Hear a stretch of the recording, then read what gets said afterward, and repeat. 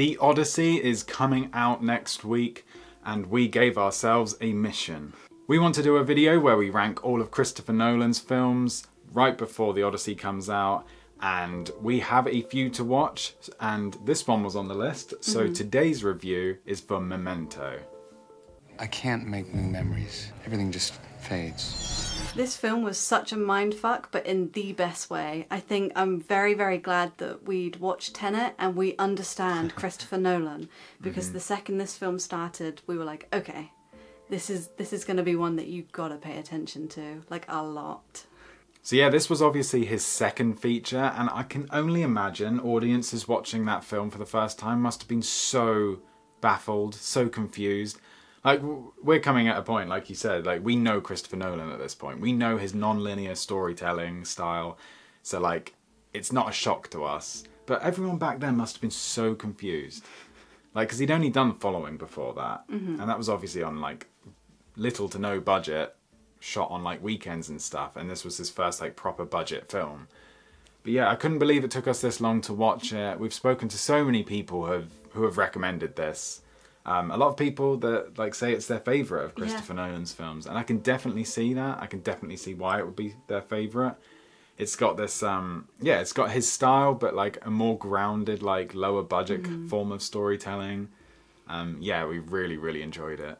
That's one thing I really, really enjoy about Nolan's films, is that they very much feel like his films. Yeah. We spoke about it after the film, like he just has a certain style.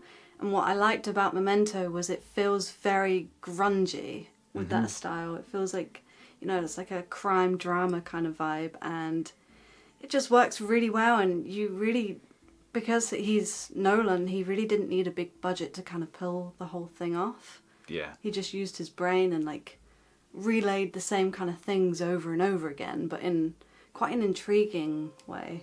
Yeah, he's someone that knows how to work with a budget. We heard him say recently about how's his like filmmaking style changed with the increased size of the budget that he gets. And he says like, oh no, it was something about like, can a film only be good on a massive budget? And he said something along the lines of how each of his films have had such variously different sized budgets, and you kind of write and plan around what you have. Yeah. So you're not going to try and tell a massive grand scale sci-fi film on a like 5 million budget, but with that 5 million budget you would tell a more grounded story. So that film can be just as good as that grand scale like $200 million budget. But like it's all about how you work with the budgets. And yeah, seeing the range through Nolan's career has showed how well he can work with a budget. Which just shows his pure skill as like a filmmaker, and how his intelligence as a filmmaker as well. I really love that opening scene where the title sequence comes in. It took me a minute to realise it was all backwards, like it was like running backwards. That was so cool. But yeah, like the Polaroid with like the shaking it occasionally, and like it just faded. Yeah, it's just so cool. Really enjoyed that. I love the use of like showing past and present with the black and white shots as well. I thought that was really cool. Yeah, like every time they jumped out of that backwards timeline. Yeah. And then when it blended together, when it like merged into colour, that was really cool.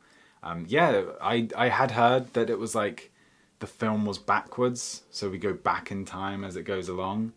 And I thought that was so creative, so fun. There was just a part in the middle or towards the end where it was a little bit repetitive with the going back in time kind of element.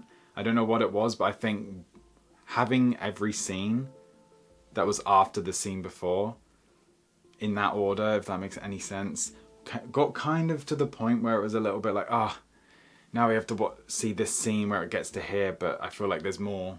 I want to know about that other thing, but we've got to see how you led to this scene now.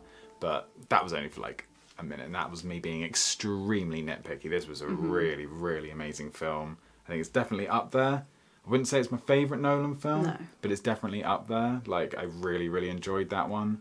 And we have 3 Nolan films to watch before the ranking video. 2 of them I've seen already, but Poppy hasn't. And then the other one we both haven't seen, and that's Insomnia. And then the other 2 are The Following and The Prestige. Yes. So yes, we will hopefully have that ranked, the the Christopher Nolan ranking video out before next Friday, before the film comes out. So yeah, look forward to that one. But yeah, the performances were really good as well. Guy Pearce was like really good in awesome. it. I didn't know what to expect because obviously Nolan works with a lot of the same kind of actors all the time. And this was like the first time I'd seen Guy Pearce in any of his projects. But yeah, worked really well with him. He was so believable as the character. I loved the narration over the top of everything. Yeah, that was really, really cool. So many recognisable faces in that as well. Like people that you know from something, but you weren't familiar with the name. So it's really cool seeing how like those actors were working with Nolan at that time in his career. It was made in 2000, so... 2001, I think, wasn't it? I think it was 2000. Oh. I'm right. Okay.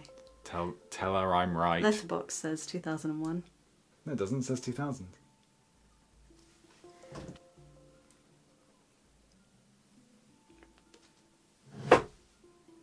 It says 2000, and even The Room agreed with me because it just knocked that over. That upsets me.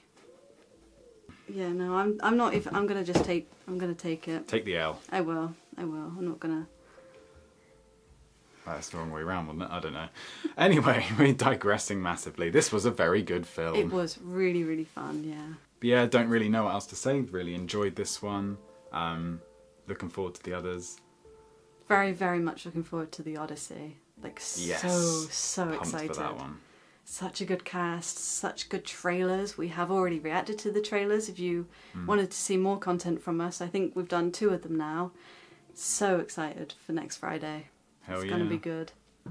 That was our review for Memento. We really enjoyed this one. Let us know where it kind of ranks for you. If you really like this one, if you've got favourites of Nolan's, we would love to know. And yeah, stay tuned for when we watch the Odyssey. We will be doing a review for that film too. A re-review. A re-review. Well, thank you so much for watching this review. There are many more on this channel if any of them interest you, but we also have multiple other videos on this channel too. So yeah, subscribe if you're new, and see you in the next one.